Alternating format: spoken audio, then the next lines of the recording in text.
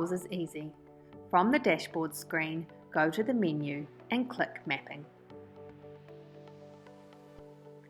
Here you will see 3 options of where you can map your roles.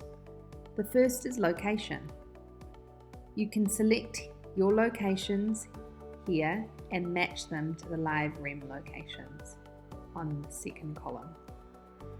Mapping your location ensures you compare roles in like-for-like locations. So in this example, we match Auckland with Auckland and click Save.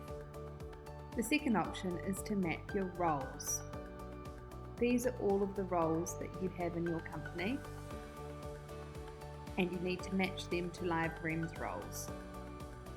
So for example, we have an accountant, and we could match to any of the accountant options that LiveRem has. If you are unsure of which accountant option to select, you can click on the arrow and you will see all of the options of roles that you can map to. You can search accountant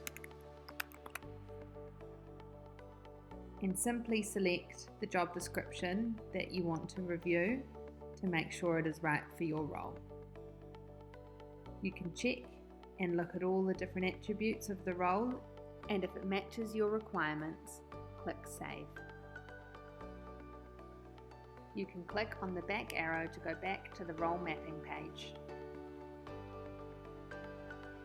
You will see now that this role has been mapped to Assistant Accountant, and you need to do this for all of the roles that you have in your organisation. The third part of mapping are the employees. Mapping employees is optional, and you may only need to do it if you have generic titles in your organisation. These are your employees.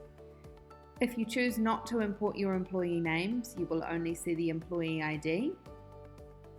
In this case, in the test data, Amy Martin is a developer and she has been mapped to a senior front-end developer.